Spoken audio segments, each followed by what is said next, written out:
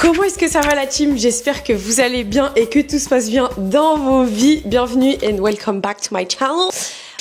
Non, c'était pas le mot que je voulais dire. Bienvenue à tous les nouveaux et à tous les anciens. Moi, c'est Sophia BNB. Je suis étudiante en communication et créatrice de contenu. C'est bientôt le retour de l'école. Oui. Désolée de vous couper dans votre été, mais le mois d'août est bientôt terminé. Et pour ceux qui sont encore dans leur cursus scolaire, c'est bientôt le retour des...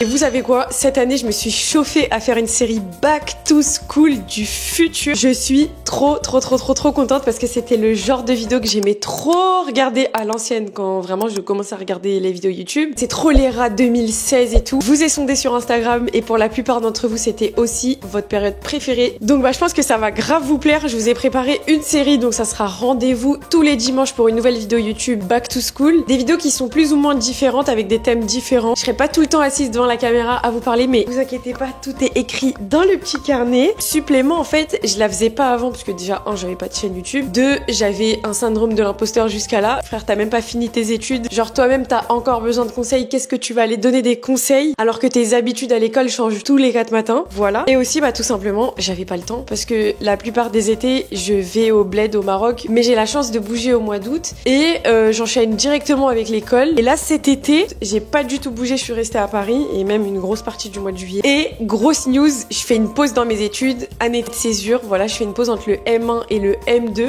Voilà, j'avais juste besoin d'une petite pause parce que déjà tout le monde fait une pause entre le M1 et le M2 à Sciences Po et j'avais pas du tout cette idée-là avant de parler avec les étudiants, mais c'est vrai que même les profs nous conseillaient de le faire, comme ça au moins. Tu remplis ton CV, tu te poses un peu avec toi-même, tes projets personnels, tu peux faire des stages, tu peux faire bref plein de trucs, des projets entrepreneuriaux, etc. Voilà, donc moi ça sera une pause. J'ai pas encore un calendrier précis de mon année. Tout ce que je sais, c'est que j'ai réussi à négocier avec ma directrice de master. Je suis trop contente. Madame, si vous passez par là, big up à vous. Je rigole. Non, je rigole pas. Merci beaucoup d'avoir accepté que les 6 premiers mois, je peux me concentrer sur ma création de contenu, sur tout mon univers sur les réseaux sociaux, vidéos et autres. Je voulais vraiment tester, voir ça fait quoi de créer du contenu H24 sans les cours, etc. Donc ça sera l'occasion de tester.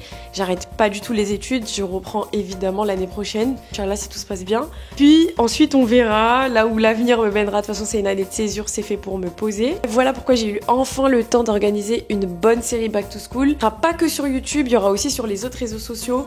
Donc Instagram et TikTok. N'hésitez pas à aller me suivre là-bas pour ne rien rater. Parce que là, en vrai, ici, ça sera plus papotage blabla. Là-bas, on va plus parler tenue, outfit, make-up, lookbook, ok? Donc, si j'étais vous, je me serais abonnée partout. Si vous avez cliqué sur cette vidéo, c'est parce que vous étiez intéressé sur le thème de l'organisation scolaire et de mes conseils que j'ai à vous donner. Parce que voilà, j'ai vécu beaucoup de vie pendant mes études. Pour moi, c'était important de vous faire un point de mon parcours scolaire pour que tout soit mis au clair et que vous compreniez un petit peu plus les conseils que je vous donnerai après et l'organisation que j'ai bâtie. Tout est à côté.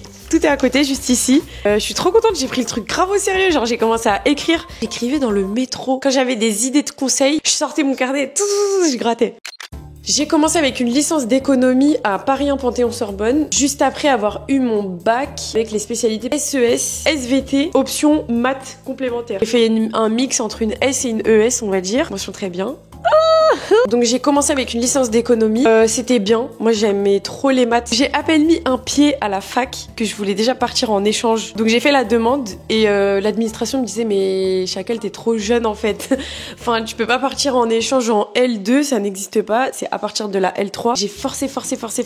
En L2 j'ai réussi à partir en Indonésie, j'ai fait 6 mois, c'était exceptionnel. J'étais à Universitas Indonesia, c'est genre à Jakarta, et j'étais à l'Universitas Económicas y Business. Voilà, pour suivre le chemin. Je suis rentrée, je me suis rendu compte que j'aimais plus du tout mes études, donc je me suis réorientée et j'ai fait un transfert. En fait, j'ai pas recommencé toute ma licence, directement passé en L3. J'ai changé de fac parce que moi, ce que j'aimais, c'était vraiment la communication, les vidéos, les médias, le cinéma. Bref, c'était plus du tout. En fait, je me sentais trop enfermée dans l'économie et dans les débouchés que ça avait, parce que c'est super important de regarder les débouchés d'un secteur. Enfin, c'est un peu à cette période-là que j'ai commencé les réseaux et je me suis dit, en fait, autant lier l'utile à l'agréable et apprendre des choses que j'utilise au quotidien. Donc apprendre l'histoire des médias, apprendre la sociologie de la communication, apprendre l'économie des médias, comment est-ce que ça fonctionne. Enfin bref, lier l'utile à l'agréable tout simplement. Donc j'ai fait une L3 information communication à Assas. Et après, du coup, j'ai intégré le master communication, médias et industrie créative de Sciences Po. Et bah là, je suis en césure. Donc j'ai terminé ma première année de master et on continuera après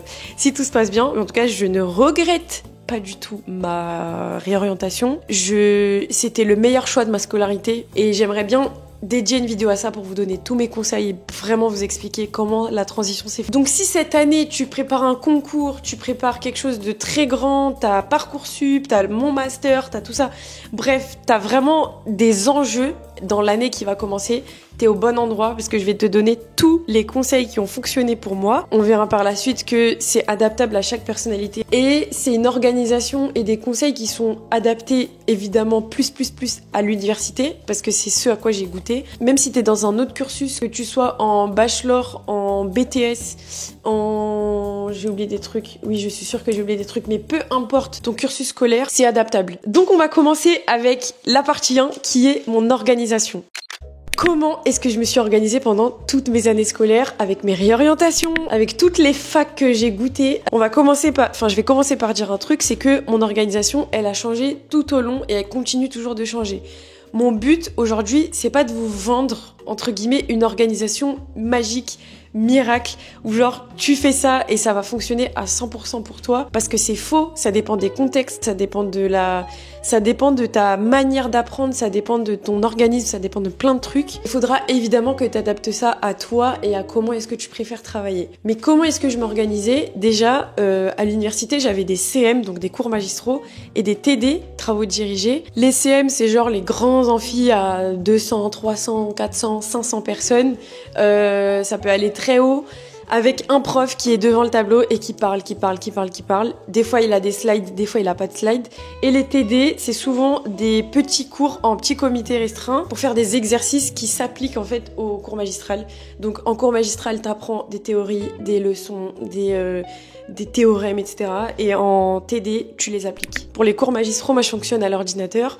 Et pour les TD, ça dépend de quel TD il s'agit, soit ordinateur aussi, soit cahier. Cahier, ça va plus être pour les exercices vraiment, par exemple, de maths, ou les exercices ou des matières scientifiques, où vraiment je dois écrire, je dois gratter et c'est par le grattage que ça rentre dans la tête en fait. Par contre, je vous conseille vivement de préparer vos TD à l'avance pour chaque semaine. Les profs, ils sont pas bêtes. Quand ils organisent les cours, ils font de sorte à ce que le CM d'une semaine corresponde au TD normalement de la semaine d'après. Comme ça te laisse une semaine pour t'imprégner du cours et préparer le TD de la semaine d'après, et ainsi de suite. J'essayais au maximum de prendre mon CM comme il fallait, de bien écrire le cours comme il fallait. Si j'avais des trous dans mon cours ou quoi, j'allais demander à mes potes et ils allaient me passer leurs notes. Comme ça, j'avais de quoi préparer le TD et j'arrivais au TD suivant avec le cerveau déjà en marche, parce que je sais de quoi on parle. C'est pas juste des théories qu'on m'a crachées. En vrai, je les ai adaptées, je les ai appliquées et je sais vraiment de quoi on parle. C'est très chronophage, ça prend énormément de temps, mais ton toit des partiels va vraiment te remercier si tu commences à faire ça dès le début de l'année. Ensuite, sur mon ordi, j'avais des dossiers, donc des dossiers genre L1, L2, L3, M1. Par exemple, pour le master, j'avais genre un dossier M1 où je cale tous les PDF des TD, tous les cours magistraux. Et comme ça, en fait, dès que je prends des notes, je les renvoie directement dans le petit dossier qui appartient au gros dossier. Et c'est un gain, mais de malade, parce que quand j'étais en licence, surtout en L1, je venais de sortir de la terminale, donc je savais pas trop comment faire. Je m'organisais pas et mon bureau sur mon ordinateur était en bazar. Il y avait pas de groupe, il y avait pas de dossier, il y avait rien. Donc c'était très compliqué de trouver mes cours. J'avais aussi d'ailleurs un dossier genre un peu paperasse administratif avec mon certificat de scolarité, ma notification du Crous, mon attestation de sécurité sociale et tous les trucs un peu relous comme ça. Je les mets dans un dossier administratif et puis comme ça c'est beaucoup plus facile pour les trouver. Ensuite, dans mon organisation, j'ai passé les 80% à écrire, même 90% à écrire dans l'application Notes sur Mac, parce que je trouvais ça plus simple, plus intuitif, et surtout que j'avais commencé comme ça en L1, donc je vois pas pourquoi j'allais changer. Sauf qu'en fait, cette organisation a changé parce que cette année en master, j'ai découvert Google Doc. Les gars, Google Docs, c'est une dinguerie. C'est trop bien, tu peux te connecter partout. Sur ton téléphone, tu retrouves tes cours. Tu peux les modifier à souhait, tu peux les envoyer. Il y a des gens qui peuvent rentrer dans ton cours. Tu peux partager une note. Ça, c'est des trucs sur l'application Notes, en vrai, tu peux pas le faire. Moi, par exemple, il y avait des cours où j'arrivais pas à prendre des notes. C'était des matières, elles rentraient pas dans mon cerveau. Bah, on était 2 dans la même page avec une bonne copine à moi. Et on prenait à 2 les notes. Il y en a une qui est dans la page du haut, une qui est dans la page du bas. Après le cours, on met tout en commun. Et notre cours, il est complet et c'était incroyable. Ensuite, pour tout ce qui concerne les révisions, moi je révisais toujours à la BU de l'université ou de la fac ou de l'école où je suis et je renta les trous à fond. Alors je vous explique. Tu vois, quand par exemple t'as un CM, après t'as un trou et après t'as un TD, mais genre avec 2 heures de trou. Ce trou-là, je le rentabilise à fond. Je vais pas sortir, je vais pas rester avec des gens, papoter, tout ça, je vais pas faire ci, je vais pas faire ça. Je vais m'avancer dans ma to-do list. Comme ça, je rassemble tout dans la semaine. Et le week-end, c'est libre, tu vois. En tout cas, au maximum. J'essaye au maximum d'avoir le week-end libre. Parce que, y a les réseaux sociaux à côté. J'ai ma vie, genre j'ai mes potes, j'ai ma famille et tout. Je me dis dans mon organisation, la semaine, t'as vu, du lundi au vendredi, c'est pour les cours. Je charbonne, je rentabilise chaque trou. Et par contre, le week-end, plus chill. Détente, tu vois. Parce qu'il faut pas trop non plus être la tête baissée comme ça. C'est jamais bon. Ensuite, qu'est-ce que je faisais d'autre dans mon organisation? Je mangeais au Crous et je mange toujours au Crous quand je peux parce que de 1, on est des étudiants, le Crous est fait pour nous, d'accord? C'est pas cher et franchement, je trouve ça équilibré. On a beau dire ce qu'on veut, ça a pas de goût, tout ce qu'on veut. Mais je suis désolée, ils te servent une assiette avec du blé, un filet de poisson, épinards, banane, ta bouteille d'eau. En vrai, moi, je trouve ça plutôt équilibré, tu vois. Voilà, et puis aussi, il y a des Crous restaurants, genre des Crous cantines, et ça, par contre, c'est vraiment trop bon. Bon, après, moi, je suis un peu une... je suis une folle de la cantine. Mais sinon, je peux aussi ramener ma bouffe, comme ça, je sais au moins ce que je mange.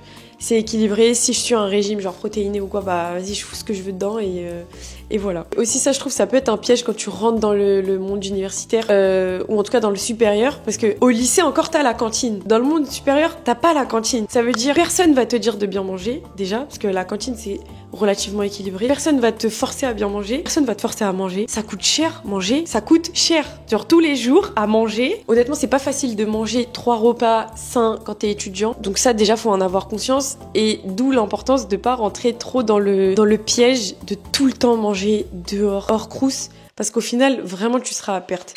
Ensuite, dans mon organisation, on revient un peu sur les cours. En ce qui concerne mes révisions, je fais des fiches. Moi, je suis quelqu'un qui fait des fiches. Je fonctionne beaucoup aux fiches, mais je fais pas des fiches de la même façon en fonction des matières. Je m'explique. Il y a des fiches un peu mémotechniques avec des dates, avec des auteurs, des idées clés, des mots clés, quelque chose que t'as besoin de te rappeler comme ça et de ressortir en oral. Pendant un QCM, pendant un contrôle de connaissances, tu vois ce genre de trucs. Mais pas pendant les dissertations, parce que les dissertations ont leurs propres fiches aussi. Des fiches simulation, ok. C'est des fiches, quand je sais que à la fin j'ai une dissertation en partiel, ce que je vais faire, c'est que je vais faire des fiches simulation. Donc je vais prendre des sujets blancs qui sont passés les années précédentes et je vais faire comme si je les faisais. Une intro, donc je vais rédiger la phrase d'accroche, je vais rédiger la problématique, un petit peu de contexte, je vais délimiter dans le temps, je vais délimiter géographiquement également et je vais annoncer un peu. Ça c'est dans l'introduction. Ensuite, je mets un plan détaillé. Donc je fais un plan détaillé avec grand 1, blablabla, petit 1A, blablabla, petit 1B, blablabla, grand 2, blablabla. Bref, un plan détaillé. Et à la fin, conclusion. Conclusion, en vrai, je vais pas l'écrire, c'est trop facile de faire une conclusion. T'as juste à reprendre ton introduction, tu réponds direct à la problématique et tu cites argument par argument. Donc en gros, partie par partie. Et c'est ultra pratique quand tu sais que tu vas faire une dissertation en histoire, en droit, en sociologie. C'est des trucs, c'est des fiches. En fait, quand t'es devant ta copie en partiel et que tu tombes sur le sujet que t'as préparé, t'es en mode merci en fait. Merci Mago d'avoir pensé en fait à charbonner avant. Comme ça, le jour J, c'est trop facile. Donc, il y a les fiches mémo, les fiches simulation et il y a les fiches récapitulatives. Donc ça va être tous les concepts, toutes les théories, tous les théorèmes. En fait, tu mets concept, t'expliques c'est quoi. Théorie, t'expliques c'est quoi. concept, t'explique c'est quoi. Et en fait, c'est une fiche un peu mémotechnique, mais plus détaillée. Dans la fiche mémo, tu peux trouver des formules, chose que tu trouves pas dans les fiches récap. Par exemple, quand j'avais des maths, j'avais beaucoup de fiches mémotechniques où que je faisais de la microéconomie, macroéconomie, parce qu'il y a beaucoup de formules. J'ai ma feuille de TD avec les exercices, les consignes, ou alors ma feuille de TD avec les exercices de maths. Et à côté, j'ai un petit mémo technique, mais qui tient que sur ça. Hein. Je me prends même pas la tête. Où j'écris les formules, j'avais mon mémo technique et je faisais ça. Tac, tac, tac. Ah ok, là c'est ça la formule. Vas-y, non. Là c'est ça la formule. Non. Et l'objectif d'une fiche mémo technique, c'est qu'au final, t'en aies plus besoin et que tu fasses un exercice de TD sans avoir besoin de la formule de microéconomie, formule de macroéconomie, de maths, etc., etc. Puis enfin, pour terminer avec mon organisation, c'est vrai que le matin, moi j'étais plus du matin pour tout ce qui va être gros exercices, genre dissertation, préparer des TD, des choses vraiment qui prennent du temps, tu vois, mais qui n'ont pas forcément besoin que je me répète pour que ça rentre dans le cerveau. Et le soir, les maths. Tout ce qui va me demander de la répétition pour que ça reste et que ça rentre dans ma tête, tout ce qui est mécanique, tout ce qui doit être répétitif, etc. Le soir, je suis dans une bulle. Vraiment, je suis dans une bulle. Bon, là, j'ai plus de maths. Mais avant, c'était vraiment ça. Et puis aussi, j'ai écrit dans mon organisation, bon, c'est pas bien, mais ça m'arrive de sécher des fois pour travailler sur un autre truc et réviser, ou alors pour vraiment me reposer. Mais vraiment me reposer. Mais ça va jamais aller à l'encontre de mes priorités, en tout cas de ce qui est le plus important pour moi. Si je suis dans une matière, petit coefficient, ça compte pas trop, et que j'ai un contrôle coefficient 10 et qui va venir dans 2 jours et que je suis pas prête, je sèche ton cours avec un faible coefficient et évidemment que je vais me préparer pour le gros coefficient. Ça, c'est sûr et certain. Même si c'est pas préférable, il y a des fois où vraiment tu peux pas et voilà. D'où l'importance de connaître ses priorités et ça fait la transition parfaite avec la partie 2 qui sera tous les conseils. Et donc, avant que je débite mes conseils, déjà, premièrement, c'est super important avant que vous commenciez l'année ou dans les premiers jours que vous commencez l'année, votre année scolaire, que vous connaissez quelles sont vos priorités pour cette année. C'est quoi ta priorité? Est-ce qu'à la fin de l'année, tu prépares un concours? Est-ce qu'à la fin de l'année, t'as un gros enjeu? C'est quoi ton enjeu? Et à partir de ça, t'auras une ligne, t'auras un idéal à atteindre, un objectif à atteindre que tu vas atteindre. Évidemment que la méritocratie n'existe pas. Évidemment que, en vrai, c'est pas si beau, c'est pas tout beau, tout rose dans la vie. Évidemment que il y a énormément de bâtons qui se mettent dans les roues en fonction de qui tu es, tu vois. Évidemment, je te dis pas que tu vas charbonner, t'auras le truc que tu veux.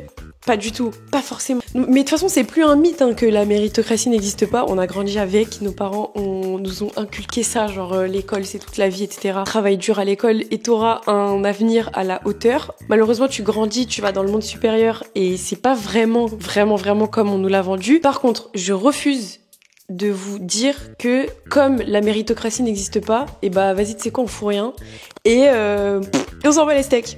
Ça non, parce que vous savez pas ce qui vous attend. Qui est au contrôle? C'est Dieu. C'est lui. Ça veut dire, on pourra vous bloquer toutes les portes du monde. Si Dieu est avec vous, il va vous ouvrir toutes les portes du monde. Il faut aussi apprendre à déconstruire cette peur de on a le droit à rien et on peut pas réussir parce que c'est faux. On va travailler 4 fois plus. Peut-être que notre réussite elle est pas en France. Peut-être qu'on va être ailleurs. Peut-être qu'on va trouver un domaine. Peut-être qu'on va créer des emplois. On ne sait pas. Mais faut pas être fatal et s'arrêter au fait que c'est super difficile parce que oui ça l'est. Oui c'est difficile. Oui on doit charbonner 4 fois plus. Et s'il faut qu'on charbonne 4 fois plus, et ben on charbonnera 4 fois plus. Et personne, je dis bien personne, ne va nous décrédibiliser, enlever notre légitimité. On n'est pas moins intelligent, on vaut ce qu'on vaut. Et puis fin, c'est tout. Mais je sais même plus pourquoi je dis ça, je me suis perdue. Mais tout ça pour vous dire que vous allez avoir, donc l'important c'est de connaître sa priorité, connaître les enjeux là qui seront dans cette année scolaire.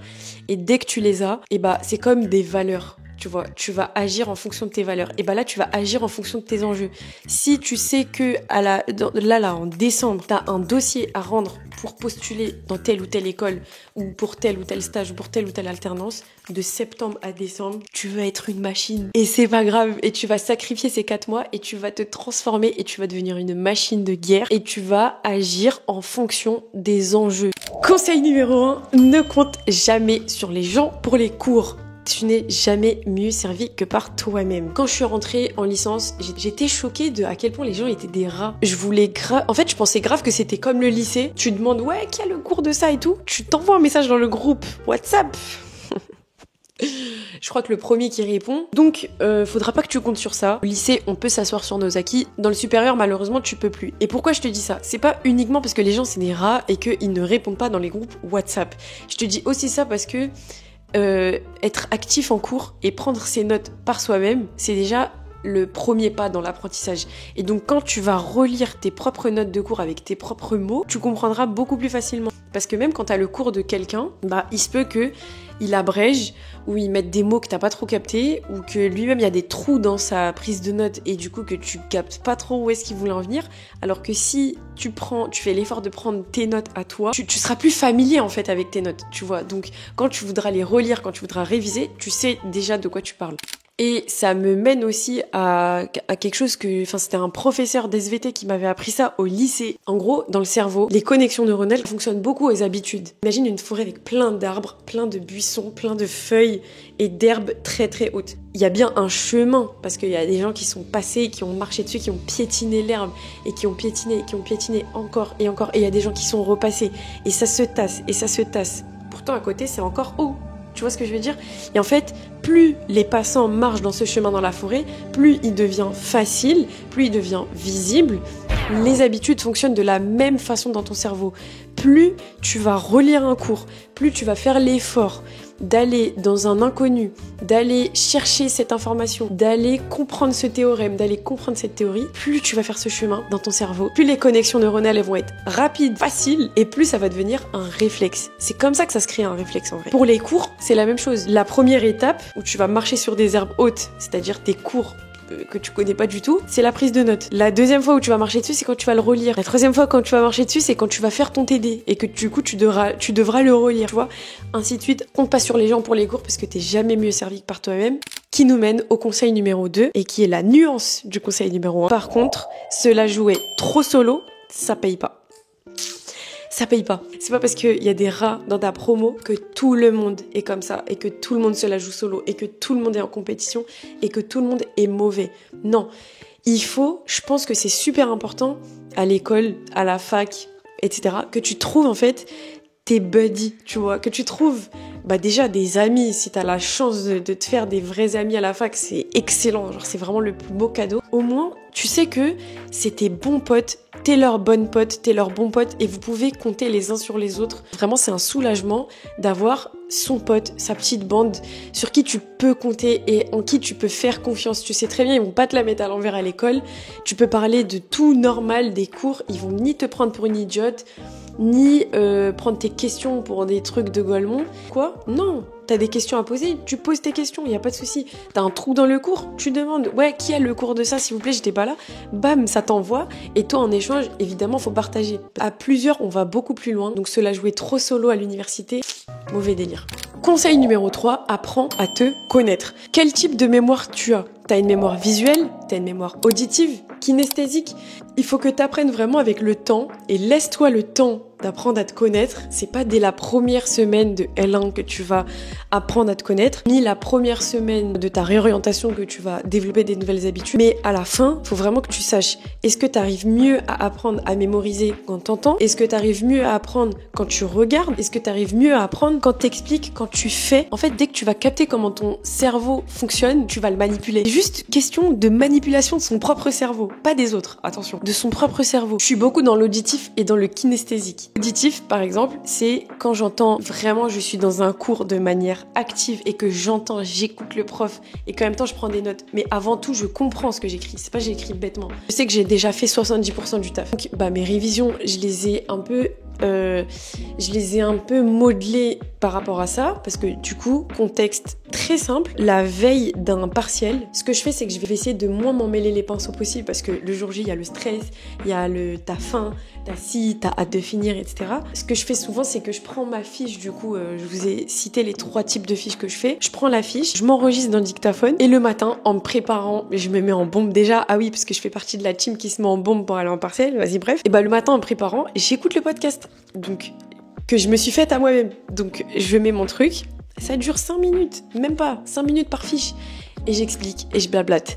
Oui, blablabli, alors en telle année, il y a eu ça, et ça, dinguerie, l'autre il a fait ci, et dinguerie, parce que tu sais qu'en sociologie, il y a cette CSP qui fait plus ça que ça. Dans le kinesthésique, par contre, je sais que écrire, ça m'aide énormément. C'est chronophage, ça prend énormément de temps, mais écrire, ça m'aide de fou à garder dans ma mémoire. Le conseil 3 est lié au conseil numéro 4, qui est connaître la loi de Pareto, le 80-20. Travailler moins, mais mieux. T'apprends à te connaître. Quand t'apprends à savoir qu'est-ce qui est le plus efficace sur toi, tu vas cibler ça, d'accord? Et tu vas taffer à 20% dessus et tu auras les 80 autres % de résultats. La loi de Pareto, c'est simple. C'est 20% de travail pour 80% de résultats.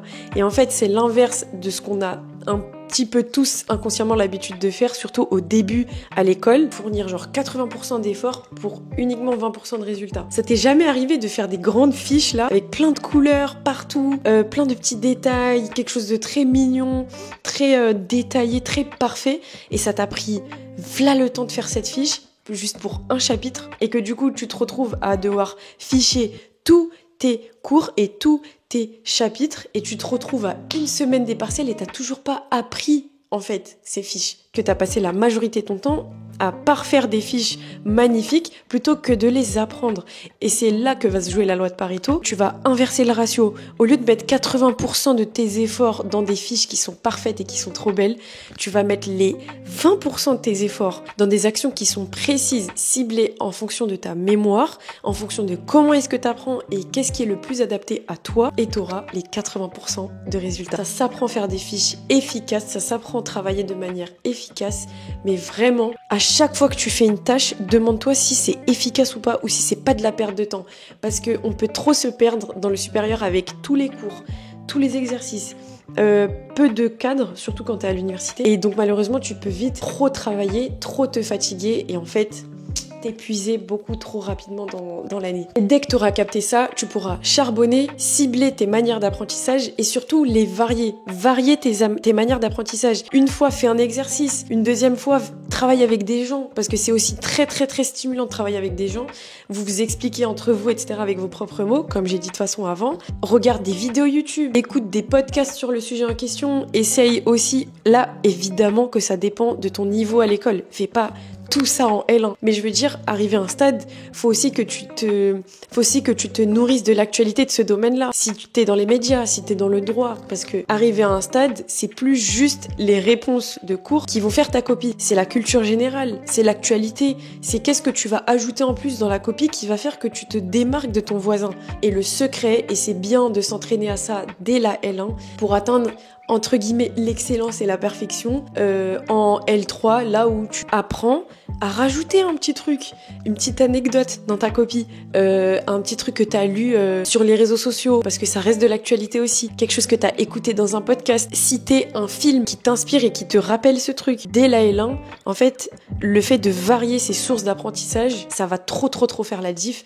Le 5e conseil que j'ai à vous donner, c'est encore une loi, c'est la loi de Parkinson. Alors, la loi de Parkinson, c'est très simple, c'est peu importe le temps qui te reste, le temps imparti qui te reste, tu vas finir ta tâche quoi qu'il arrive avant ta deadline. Exemple, le 10 septembre, je devrais avoir terminé, je sais pas moi, d'avoir rédigé ce cours parce que le 11 septembre, j'ai un partiel. Donc je devrais avoir révisé, rédigé ce cours, refait tous les TD. Maintenant, si je procrastine et que je me réveille le 5 septembre, il faut savoir que le 10 septembre, fini ou pas fini, j'aurai mon partiel le lendemain. Tu vois, donc quoi qu'il, en fait, quand t'as une deadline, tu te surmènes et tu fais tous les efforts possibles pour les terminer avant la deadline. Et ça, c'est vraiment physique et ça te permet, de déstresser parce que tu te dis, mais en vrai de vrai, genre, pour la deadline, j'aurais rendu le travail que je dois faire, j'aurais terminé ça, etc. Donc déjà, ça te permet de déstresser, c'est pas la fin du monde. Et deuxièmement, ça te permet aussi, après plusieurs expériences où tellement t'es déstressé, tu laisses tout pour la veille, ça t'apprendra à organiser et à étaler tous les efforts de travail dans le temps.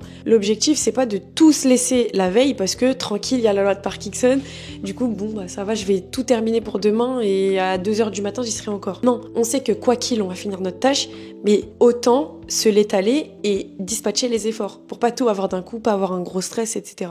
Le 6e conseil, alors ça c'est un conseil tellement dur à appliquer et je me le donne à moi-même en premier. Éteins ton téléphone quand tu révises au maximum. Des fois on a besoin de connexion internet, des fois on a notre discussion WhatsApp avec nos cours, des fois on a plein de trucs, mais en tout cas élimine les distractions de ton téléphone. Si tu peux l'éteindre, éteins-le, c'est parfait. Et si tu as besoin de trucs qui sont dans ton téléphone, prends ton téléphone, mais supprime les réseaux sociaux. Vraiment, supprime les réseaux sociaux, restreins-les, supprime les applications en fait, tout simplement. Tu vas à la bibliothèque, tu te dis vas-y, là je taffe pendant 2 heures. Pendant 2 heures, supprime les applications. Débrouille-toi pour avoir tous les documents, toutes les informations que soi-disant tu dois aller chercher sur les réseaux. Débrouille-toi pour les avoir avant, parce que la recherche d'informations sur ces réseaux sociaux-là, je sais pas, une copine qui t'a dit dans telle discussion qu'il y avait ça à faire, un pote qui t'a expliqué un cours ici, ça c'est à faire avant. C'est pas à faire sur tes heures de travail, parce qu'aller dans un DM et aller chercher qu'est-ce qu'il faut faire pour le lendemain, ça ne fait pas partie de ton travail. Donc, dès que tu commences à travailler, je te conseille vivement d'enlever les réseaux sociaux et si tu peux, d'éteindre complètement ton téléphone. Et je vais vous donner un exemple qui est très parlant parce que je fonctionne grave aux exemples et je sais que peut-être vous aussi, à l'image, j'avais un prof de maths qui me disait que réviser avec son téléphone et travailler quand tu es avec ton téléphone, surtout avec notre temps d'attention qui est des plus petits au monde et qui ne cesse de réduire avec les réseaux sociaux, TikTok, tout ça, c'est comme prendre un ascenseur, monter et appuyer sur un bouton pour... tu descends et après tu remontes. Dès que tu touches ton téléphone, et ça remonte et voilà. Et en fait, ta concentration, bam, elle arrive jamais à rester constante. Et du coup, ce qui fait que quand t'as tout le temps ton téléphone allumé, tes réseaux sociaux, tu checkes tes notifications, etc., tu te prives de te voir à ton plein potentiel. C'est ça le problème. Des fois, on a l'impression qu'on comprend pas des cours, on n'arrive pas à faire cet exo, on n'arrive pas à faire ci, mais c'est juste qu'on ne laisse pas l'occasion à notre cerveau d'être à son plein potentiel. Et on a la machine la plus forte ici, dans notre tête. Aucun robot n'excelle notre machine. Vraiment, donne-toi toutes les chances de ton côté d'être à ton plein potentiel et de pas bloquer tes connexions neuronales, ta mémorisation, ta concentration avec des pauvres notifications. Autre conseil, et ça, franchement, j'aurais jamais cru l'entendre dans des vidéos back to school après, genre des années après, parce que moi, je vous ai dit, je regardais en 2016. Mais on est bien arrivé à cette cette époque de l'intelligence artificielle. Utilise consciemment l'intelligence artificielle. Utilise consciemment l'intelligence artificielle dans le sens où aujourd'hui, un chat GPT peut te détruire tes capacités d'analyse. Oui. Ok, il peut te faire gagner du temps. Ok, il peut t'aider à synthétiser des cours ou quoi. Mais si tu l'utilises pour les mauvaises choses, réfléchir à ta place, sortir des arguments, qui va sortir d'ailleurs à tous tes camarades de classe, au passage. Malheureusement, tu pourras plus réfléchir par toi-même, tu pourras plus écrire par toi-même, et ce, beaucoup plus rapidement que ce que tu crois. Et c'est là encore que vont intervenir les enjeux que tu vas placer au début de l'année, tu sais, les trucs les plus importants, ton concours, etc., etc. Si tu sais qu'à la fin de l'année, tu vas passer une épreuve écrite, entraîne-toi à écrire dès le mois de septembre. Commence pas à tomber dans le piège de ChatGPT, parce que ChatGPT, il va te faire gagner du temps, ok. Mais pour écrire, il va t'en faire perdre, parce que tu vas devoir réapprendre à écrire, à chercher des arguments, illustrer tes arguments avec des exemples, etc. Et en fait, grosse perte de temps. Là, t'es en train de retourner au collège, là. Donc, utilise consciemment l'IA, ça veut pas dire stop l'IA. Comme je t'ai dit, tu peux gagner du temps. Par exemple, t'as pris des notes dans un cours, tu balances tes notes dans le ChatGPT, dis-lui, complète les trous et réarrange un peu mes notes en gardant mes propres mots. Là, il te sort un cours tout neuf, tout propre, il t'a fait gagner du temps. Là, dans ce cas-là, oui. Mais si c'est pour faire du taf qui demande vraiment une mécanique cérébrale, des efforts, etc., franchement, oublie.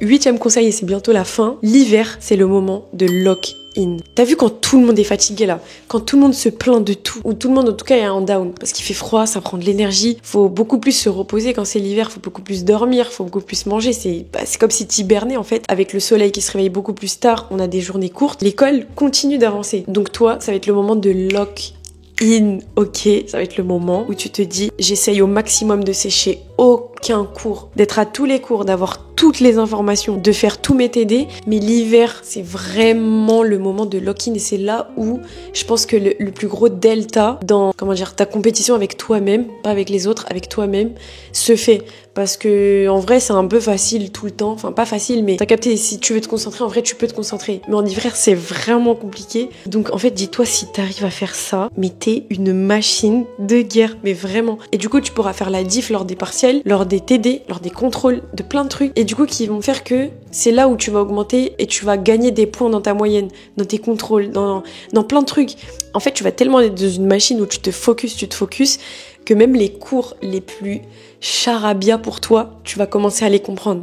Conseil numéro 9, là ça touche un petit peu moins à l'école et à l'organisation, mais plutôt à la vie scolaire et à ta vie sociale. Reste loin des dramas. Reste loin des dramas. On s'en fout si un tel a parlé sur un tel. On s'en fout si une a fait ci, si une a fait ça.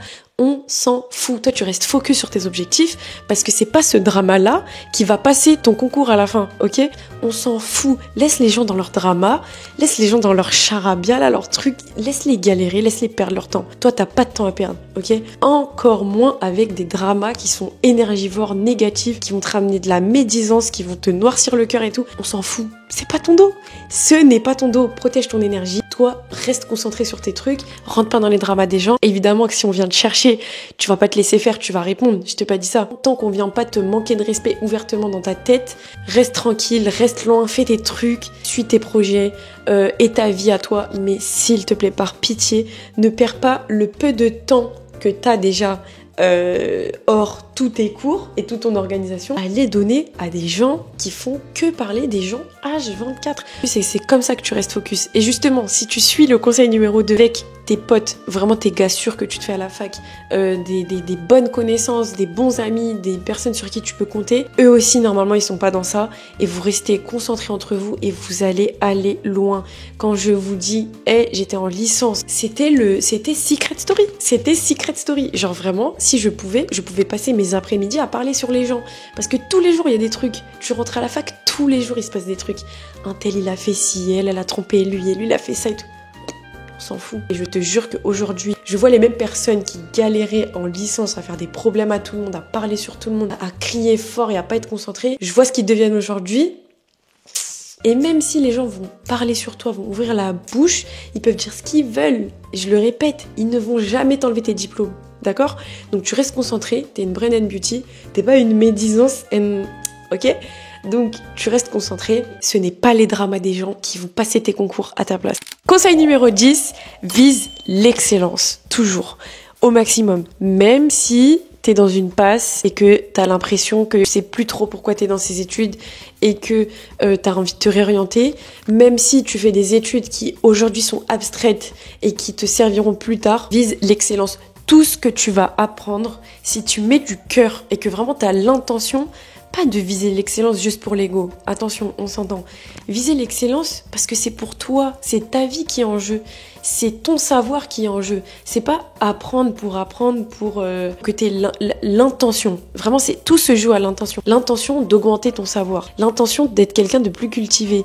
L'intention d'être quelqu'un de plus logique. L'intention d'être quelqu'un qui capte plus, qui analyse mieux, qui synthétise mieux. Tu vois, parce que c'est des qualités qui vont te servir partout, qui vont te servir au taf, dans tes relations, dans tes projets perso. Moi, aujourd'hui, l'école, ça m'a appris énormément de trucs pour les réseaux sociaux. Ça m'apprend énormément de trucs dans toute mon organisation que j'ai pour les réseaux, parce que je gère aussi mes réseaux à côté des cours. Mais cette organisation, cette rigueur, c'est qui me l'apprend? C'est l'école. Tu vois, c'est l'école qui m'apprend ces codes, ces clés, etc. Donc, visez l'excellence parce que tout ce que vous allez apprendre, ça va vous servir tôt ou tard. Ça va vous servir peut-être dans le monde associatif, ça va vous servir peut-être dans vos projets perso, etc. Visez l'excellence et ce n'est jamais, jamais, jamais perdu.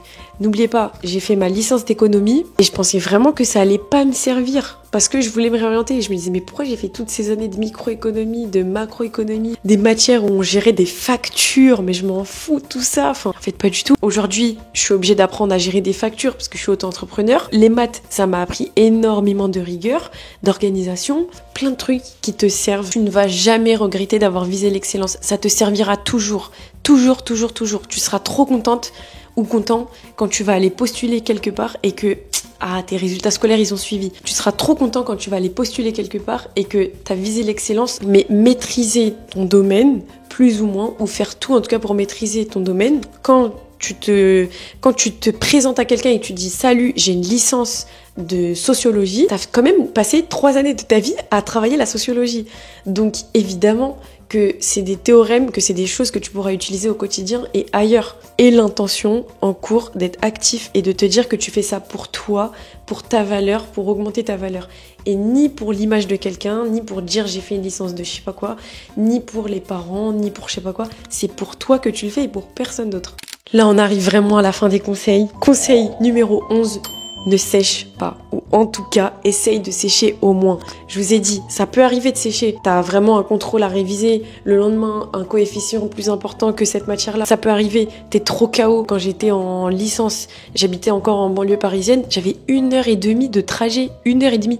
Donc les cours où je finissais à 21h, déjà le matin, je sortais, il était 6h40, un truc comme ça. J'allais en cours parce que je commençais à 8h, je finis à 21h, je suis chez moi, il est 22h40, tu vois. Donc évidemment que ce genre de cours-là, je peux pas les tenir sur toute l'année, je vais m'épuiser. Enfin, le soir, je dois rentrer, je dois manger, me laver, prier. Enfin, mais par contre, comme je t'ai dit, tout ce qui va être pour la mémoire, pour faire une première approche avec l'apprentissage, pour comprendre déjà, parce que écouter en cours, c'est déjà 80% du taf qui est déjà fait, c'est banger. Tu te mets au premier rang. On s'en fout, les gens ils disent quoi, ouais, faillot, je sais pas quoi, on s'en bat les steaks, ok? Parce qu'au final, si toi tu auras compris le cours, tu te mets dans le devant du cours, au premier rang. Si t'as des problèmes de concentration, c'est excellent parce que t'as le prof devant toi, donc tu vas pas commencer à bavarder parce que tu veux pas lui manquer de respect. Tu vas te mettre devant. Dès que t'as une question à poser, tu lèves la main, tu la poses. Même si t'es en amphi, tu poses ta question. On s'en fout. Parce que quand tu seras chez toi dans ta chambre, c'est pas ChatGPT qui va bien t'expliquer comme un prof. Tu vois, pose un maximum de questions en cours. On s'en fiche du regard des gens. Le plus important, c'est que tu rentres et que tu comprennes ce que t'as appris la journée. Si t'as pas compris, bah tu poses au cours d'après. Donc pose un maximum de questions et sois la plus active, le plus actif en cours. Vois ça comme aussi ne pas perdre son temps. Bah là j'ai 2 heures sur telle matière, là j'ai 1h30 sur telle matière, bah oh non, on va voir maintenant si je vais perdre mon temps. Tu vois ce que je veux dire? C'est plus dans ce sens-là. T'as ton cours, bah vas-y, je vais m'allouer à 100%, je vais mettre 100% de ma concentration dessus, comme ça au moins une très grosse partie du taf est déjà faite. Conseil numéro 12 et avant-dernier conseil, sois active. Mais ça rejoint plein de choses qu'on a évoquées. Donc ce conseil est très rapide, mais vraiment, la passivité, c'est de la perte de temps et c'est de la perte d'énergie et c'est de la perte de motivation. Voilà, garde juste ça en tête. Être passif, ça te donne l'impression que tu perds ton temps, ça te donne l'impression que tu manques de motivation alors qu'en fait, t'as juste mis ton jus comme ça, t'as mis tes efforts, t'as mis tout ton jus, mais de façon pas intense. Du coup, en vrai, est-ce que ça a vraiment un impact? Je pense pas. Ce qui est bien et ce qu'il ne faut pas oublier, c'est que en vrai, la fatigue, ça ne tue pas. La fatigue, ça tue pas. C'est mieux de bien dormir, c'est mieux de bien se reposer, mais des fois, quand t'as des sacrifices à faire et que t'as vraiment ce truc et que tu mets tout ton cœur et que tu veux finir avant de dormir pour donner un vrai taf, et bah fais-le. Fais-le, c'est pas grave, tu te reposeras après, y a pas de souci. Mais en tout cas, sois actif, sois active. Si tu sens vraiment que c'est des études qui te plaisent pas et que tu sens qu'il y a mieux ailleurs et que ça t'attend ailleurs, et bah n'hésite pas à commencer à regarder pour tout ce qui est réorientation, transfert. C'est pas la honte de se réorienter, c'est pas la honte de se tromper entre guillemets de filière. De toute façon, que tu veuilles te réorienter ou non, être actif dans ces études, c'est tellement important et ça romantise tellement, je trouve, ton école. Même, on a parlé de la BU, genre si tu veux travailler à la BU, etc. Il y en a qui préfèrent travailler chez eux parce que c'est plus cocooning et ils arrivent mieux à romantiser le bail. Et il y en a d'autres qui travaillent dans des cafés, tu vois.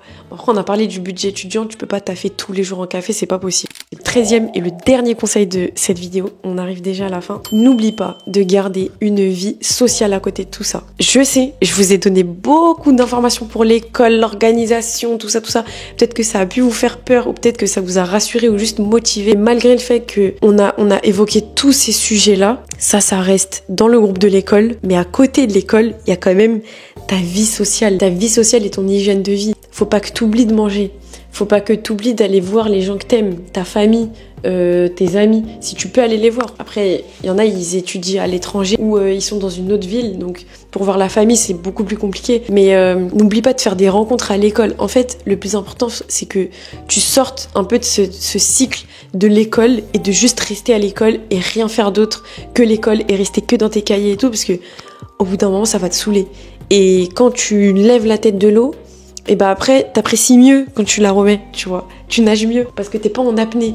Le but, c'est pas que tu sois en apnée. Quand je dis machine, tout ça, c'est pas que tu sois en apnée. C'est que juste, t'arrives à trouver un équilibre. Et parfois, l'équilibre, il peut pas se trouver parce que, comme je t'ai dit, il y a trop d'enjeux dans l'année. Et malheureusement, oui, t'arrives pas à avoir tes 8 heures de sommeil. Oui, t'arrives pas à manger équilibré 3 fois par jour. Et oui, t'arrives pas à faire ton sport. Et t'arrives pas, en plus de ça, à d'aide à l'école. Et en plus de ça, à être en asso. C'est pas grave. Ok. Mais un minimum de vie sociale à côté des cours, tu vois.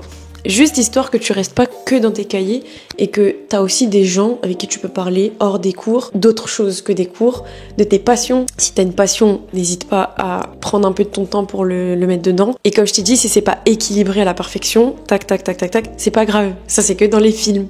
Dans la vraie vie, c'est pas comme ça. C'est pas équilibré à 100%. Tu vois quelqu'un qui a 1 milliard de trucs à faire dans sa journée, cette personne-là, ça m'étonnerait qu'elle ait 8 heures de sommeil, tu vois, parce qu'elle fait des sacrifices. Et encore une fois, ça dépend des enjeux de chacun. Pour le mot de la fin, passez une très bonne année scolaire pour ceux qui reprennent l'école. Je pense que si vous arrivez à là, vous allez vraiment reprendre l'école. Je vous aime fort, je vous donne toute ma motivation. Cette année, c'est l'année où vous allez choquer. Vous allez vous choquer vous-même. Donc quoi qui vous attend à la fin de cette année scolaire, si vous avez donné tous les efforts, vous avez fait tout ce qui est en votre possible, ça y est, après on lâche prise et on verra ce qui se passe. Dans tous les cas, je suis sûre que le meilleur vous attend, que le meilleur nous attend. N'oubliez pas, surtout en tête, de garder les enjeux, qu'est-ce qui est important pour vous cette année ou pas, et de rester loin des potins de la fac. J'espère que cette vidéo vous a plu, j'ai kiffé la faire, vraiment. J'avais des choses à dire, j'en avais beaucoup à dire, donc la vidéo est longue, mais j'ai vraiment essayé de parler avec le cœur et de vous donner des choses qui ont fonctionné pour moi. J'espère que ça fonctionnera pour vous. De toute façon, la liste est non exhaustive, vous pouvez ajouter évidemment ou enlever des trucs qui ne vous conviennent pas. Et moi je vous fais de gros bisous et on se dit à dimanche prochain. J'ai changé et c'est ok. Du coup aujourd'hui on va parler de l'organisation scolaire. Et du coup vraiment fixez-vous des objectifs et calculez pas autour de vous. Faites comme si c'était un cheval. Vous avez des œillets, vous regardez pas. Vous avez des œillères, vous regardez pas à gauche à droite. Vous foncez. J'suis dans Paname, y'a pas de distraction. Fais pas d'histoire, sors, ici y'a 10 heures.